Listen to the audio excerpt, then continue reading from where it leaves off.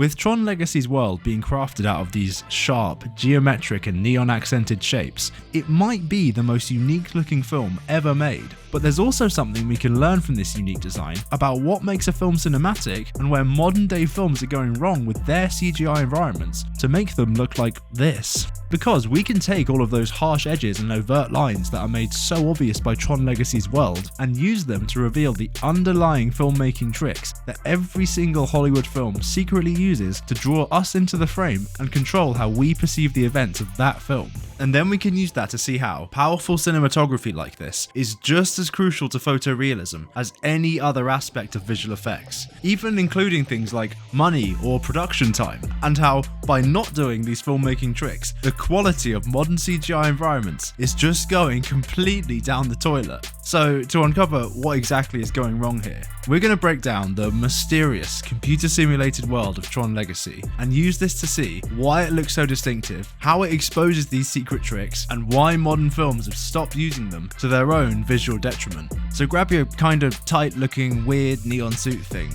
as we dive into the cinematic world of Tron Legacy. So why does the world of Tron look this distinctive?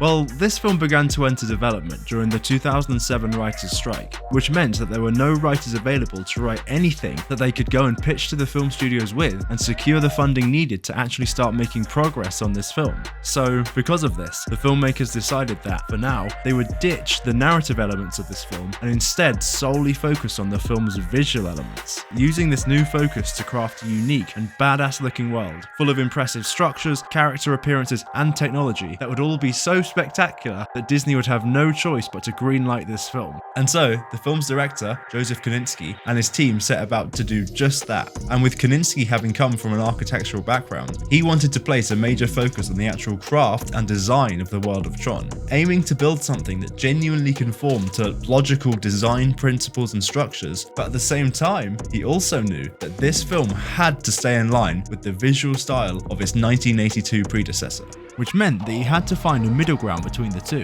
and figure out what made the original Tron work and how he could bring that forwards to mesh with his new architectural designs. So, he and his team began to study the design language of the original Tron film and found two pretty major factors that stood out to them.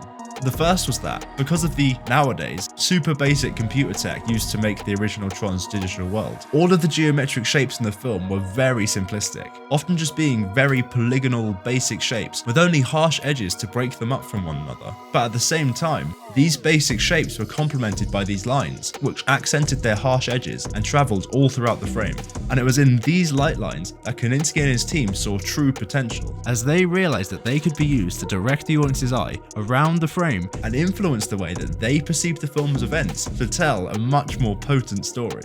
But first, the team still had to build this logically designed world.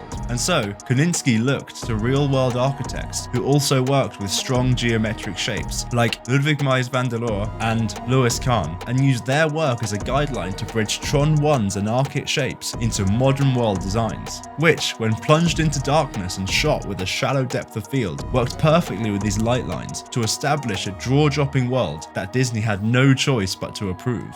And so, with the production now approved and able to ramp up, this is where the filmmakers began to craft some truly fantastic shot types within this neon-glowing dark world that they built. And this is also where we can begin to see these same tricks that every single Hollywood film uses spelled out seamlessly to us via these light lines. And so, the first and probably most obvious of these is one which we've somewhat already mentioned, called leading lines, which I'm sure every photographer in the audience just rolled their eyes at, because it's probably one of the most commonly used techniques. But that's because it's so effective, as essentially it's the concept of using parallel lines to guide the audience's eye to exactly where the filmmaker wants them to look. Because when a pair of lines are next to each other, your eyes are naturally inclined to look along those lines and follow them to their ending point. And so filmmakers love taking advantage of this natural inclination and using these lines to control where in the frame the audience's attention flows to. And we can see this effect very clearly portrayed by the light lines within the world of the Tron simulation.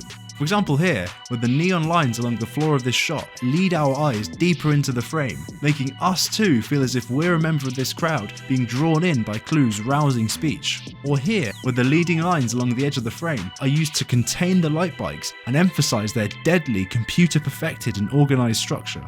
Or here, where Clue is blocking the protagonist's escape and the leading lines along the edge of the walkway draw our eyes inwards towards both him and, more importantly, the escape behind him in which he is keeping our heroes from, working to both assist the dramatic reveal of him blocking the way, but also increasing the tension for the stage ahead by helping frame Clue as this potential upcoming boss fight that the heroes have to overcome. And so, once you start to see these neon leading lines being used a few times within the simulated world of Tron, you can then begin to see them being used absolutely everywhere within it. As with this world being largely computer generated, it meant that these neon lines were something that the filmmakers could easily add in wherever and whenever they wanted, allowing them to enhance any narrative element they wanted and giving them so much freedom with their visual storytelling. All of which led to Tron Legacy being this candy shop of cinematic moments.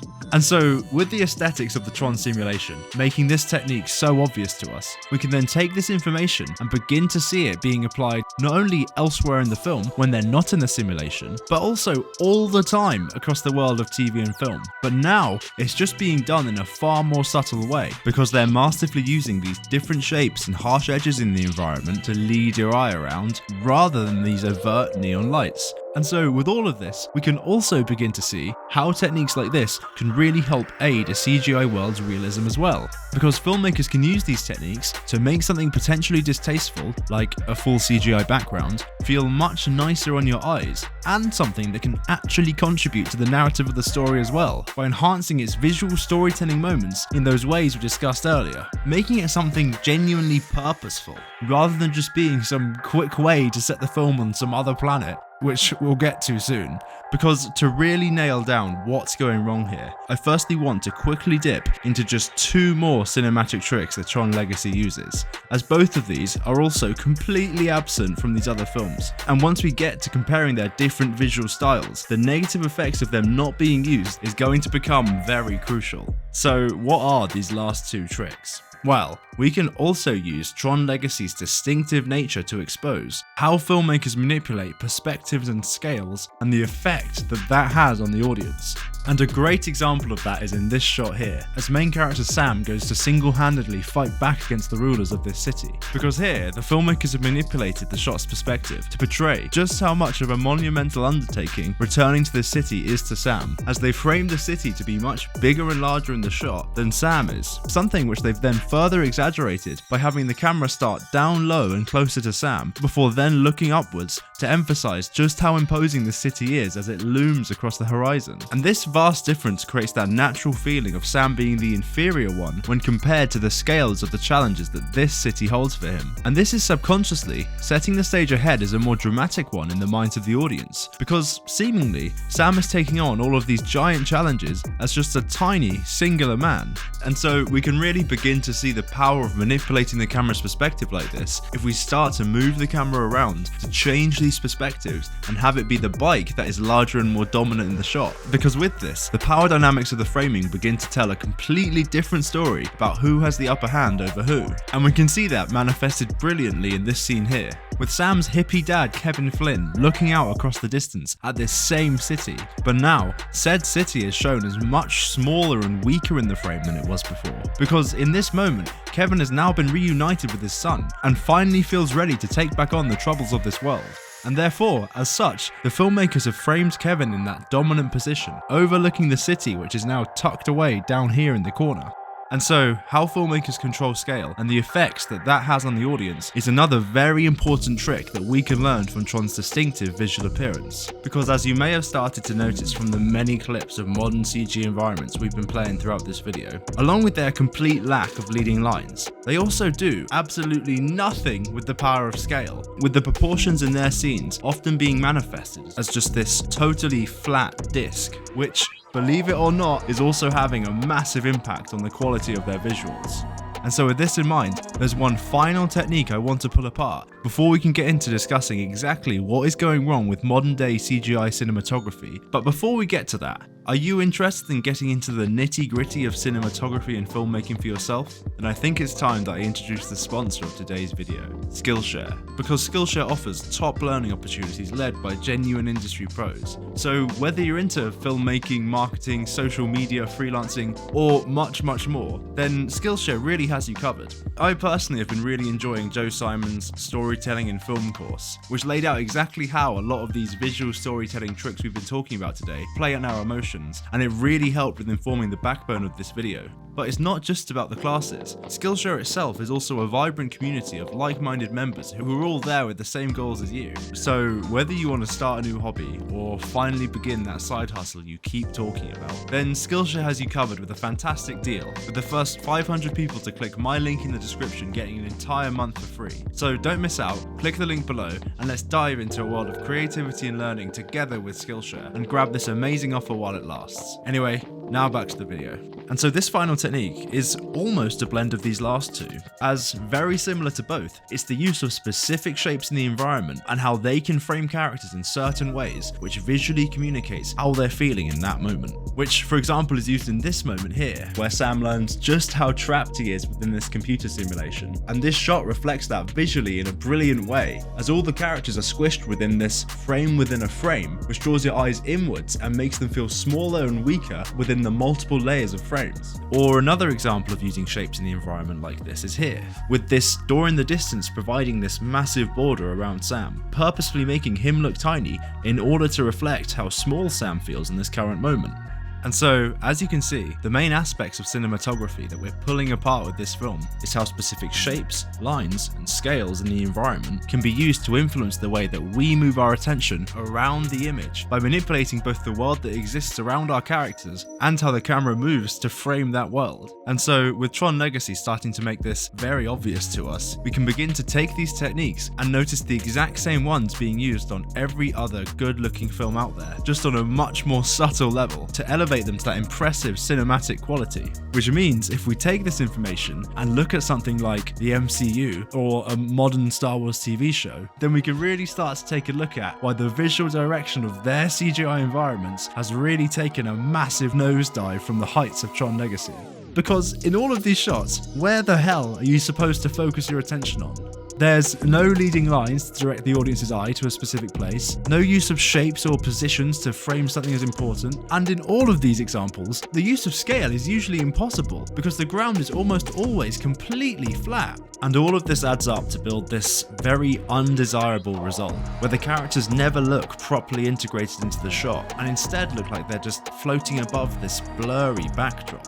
So why is this happening? Well, I believe it's that they shot all of these scenes in that new volume stage. You know, that big surround stage that projects a CGI environment around the actors. And this completely messed up their cinematography. Because if you look at these shots, then you can just tell that they're in some kind of digital stage. There's this lack of intense light, this constant distance from the edges of the environment, all in addition to that constant, boring, shallow focus. But I think the biggest problem of all of these is that there literally isn't anything else around the characters in these big round environments. Because if you look at Tron, whilst it is heavily enhanced with CGI, underneath all of that, you also had these really cool practical sets, which clearly had a lot of time and effort put into them to make them glowing and aesthetic and neon-y enough to be able to match up to the CGI upgrades that would be added over to them later. And then you compare that to these films, where there's just none of that. And this means that, by default, they have no access to any of these techniques we previously mentioned, as by having nothing else in your scene,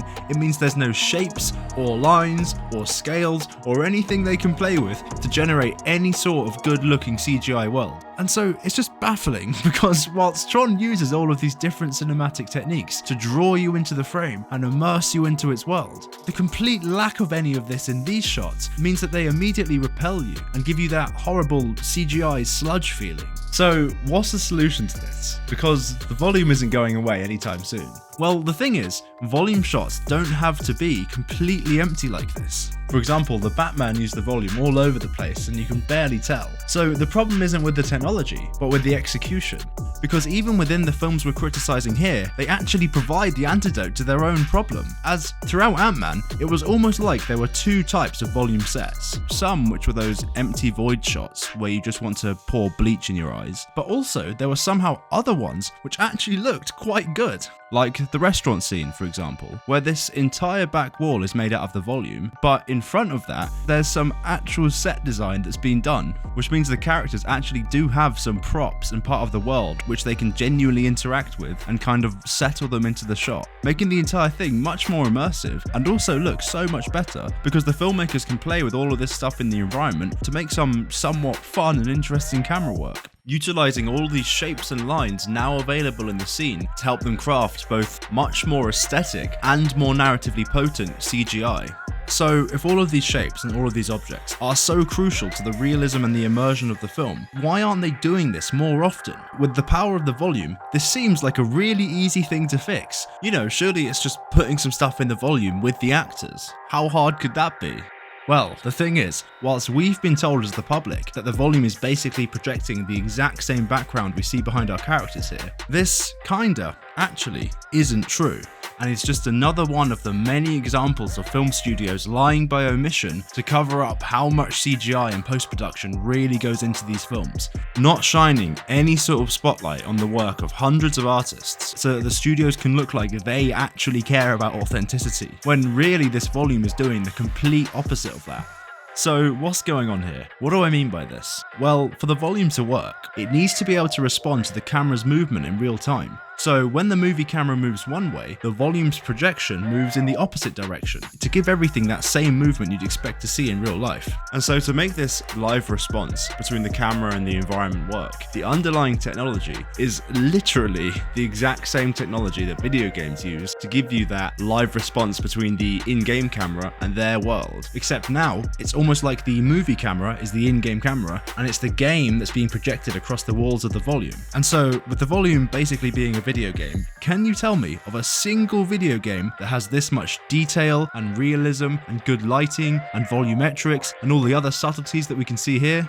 You can't, because video games just aren't capable of doing this yet. And so to get this very high level of detail, this background we're seeing in the final film has actually been added afterwards, like all the other visual effects. And the background that was on the volume originally was just a much lower resolution video game version of this final one. But now, to make things absolutely clear, you are able to super optimize your volume game environments to get this really high quality result, like the ones they described in all the marketing. But due to this having so many limitations, on shots like the ones we're looking at here, it's used much more as just a simple visualization tool and as a way to get nice reflections on your actors, rather than as this final, amazing, perfect background projected all around them. So what does all this mean? Well, this means that if you're having to replace this entire background, then anything in front of it will need separating out from it somehow, so that a new background can then be inserted in behind them. Meaning that things in the foreground will often have to be cut out by hand, or by using things like green screens to separate them out from each other. And so the more things you add into your foreground, then the more and more work you're making for yourself, because each little thing will need cutting out from the other. So you're just naturally inclined to have as little as possible in the foreground to keep this whole volume replacement process as smooth and simple and quick as possible, because then you have to mess around a lot less with green screens and stuff like that just to insert these backgrounds. But here's the thing, every film prior to the volume also had to do this. Any CGI background also needs to be replaced in the exact same way, by cutting out the stuff in the foreground and blending it in together with the stuff in the background. So it's not like this is some magical new problem that no one can overcome. And so when the barrier to making a volume shot go from this to this is just to put a few things in the shot like every other film before you ever did, and you're not even doing that, then you've really got to ask yourself some very serious questions about why you're even bothering to make this film in the first place. Money! So in all of this ranting, am I blaming the VFX artists behind these films for them looking bad? No, I really can't say the blame lies with them, because if you look at these projects behind the scenes, then you can see that they're working with the same basic ingredients Tron was. It's just that the main difference was that Tron was actively trying to make an aesthetic movie with all the stuff we've mentioned so far, like the solid props and the great cinematography, whereas these other projects were clearly just making a product to be consumed, and therefore did everything in the easiest way possible by just chucking a few actors in the volume and saying, fuck it. Which means at the end of the day, there's only so much magic that the artists on these projects can actually do when they're working against all of that. And with this in mind, they seem to have done a pretty good job of it, mostly. And so I suppose the volume is now going through that same arc that every other piece of movie tech went through, like green screens or CGI, where it starts off promising, then gets abused pretty badly by some, and leveraged amazingly by others, and we have a lot of rocky years with it before it finally starts to become consistently outstanding. But all of that could be sped up a lot if the execs at Marvel and Star Wars looked back at the other CGI environment masterpieces like Tron Legacy that already laid out all the steps needed for them to create something brilliant. I mean, Ant-Man 3 and Tron Legacy literally have the exact same plot of going to a new universe ruled over by an evil dictator, and I can tell you right away from a glance which one I'd rather watch. But what do you guys think? Are there any worlds in TV and film that are as distinct as Tron Legacy's? And what other visual language cues from Tron did I miss? Oh, and also I just wanted to give a genuine thank you to both Matlock and Modern Adventurer, along with an even bigger thank you to both Rye Jones and of course Darth Gator on the Patreon. Your support is honestly really wonderful and genuinely helps keep the quality of this content as high as possible. So knowing I have your support honestly means a lot, and thank you so much for helping me make these videos. But yeah, if you like this video and you want to see more deep dives into the best VFX for the last 20 years, then please let me know in the comments below, drop a like and subscribe. Oh yeah, and we also have a Discord channel where we chat about a lot of this stuff too, so please check the link in the description for that as well. But otherwise, yeah, thank you for watching and have a great day.